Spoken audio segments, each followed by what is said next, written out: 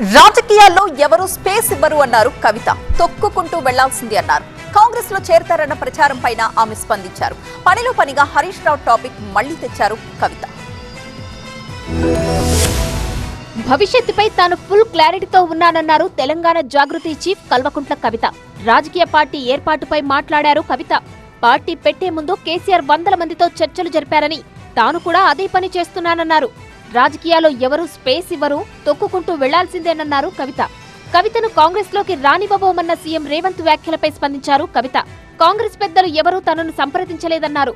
రేవంత్ రెడ్డి భయపడుతున్నారేమోనన్నారు కవిత. మళ్లీ అధికారంలోకి వచ్చే అర్హత కాంగ్రెస్ కు లేదన్నారామె. కాంగ్రెస్ రెండోసారి అధికారంలోకి వస్తే అది తమ కర్మ అన్నారు కవిత.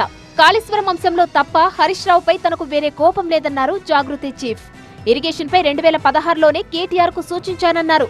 కింది స్థాయి కమిటీ పరిశీలన ఆమోదం లేకుండానే సీఎంకు ఫైళ్లు వెళ్లాయి. జస్టిస్ పీసీ ఘోష్ కమిషన్ నివేదిక చూస్తే అన్ని అర్థమవుతాయన్నారామె. బీఆర్ఎస్ నేతలు తనతో టచ్ లో ఉన్నారన్నారు కవిత. తనపై సోషల్ మీడియాలో బీఆర్ఎస్, హరీష్ రావు, సంతోష్ రావు దాడి చేయిస్తున్నారన్నారు. తెలంగాణ ప్రజలు అనుకుంటున్న విషయమే కదా, తెలంగాణ ప్రజలందరూ గమనిస్తున్న విషయమే. ఇప్పుడు బీఆర్ఎస్ పార్టీ సోషల్ మీడియా నన్నే దాడి చేస్తుంది, హరీష్ అన్న మీడియా నన్నే దాడి చేస్తుంది, సంతోష్ అన్నకున్న సీక్రెట్ మీడియా నన్నే దాడి చేస్తుంది. అందరు కలిసి నా మీద దాడి చేస్తున్నట్టే కదా, అందులో కొత్త ఏం లేదు. అది మీ అందరి దృష్టిలో కూడా ఉన్నది కాబట్టి అది కొత్త ఏం లేదు, వింతేం లేదు.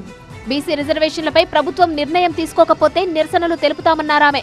ఎక్కడ మాట్లాడిరండి, ఒక్కసారి కూడా కనీసం బీసీల మీటింగ్ రివ్యూ తీసుకోవడం లేదు సీఎం గారు.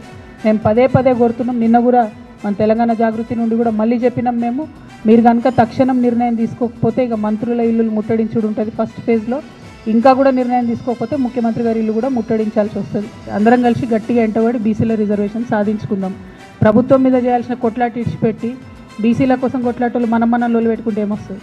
అందరం కలిసి ప్రభుత్వం మీద ఫైట్ చేయాలి, అందరం కలిసి లీగల్ ఫైట్ చేయాలి, స్ట్రీట్ ఫైట్ చేయాలి. అవసరమైన కాడ బీసీ రిజర్వేషన్ సాధించాలి.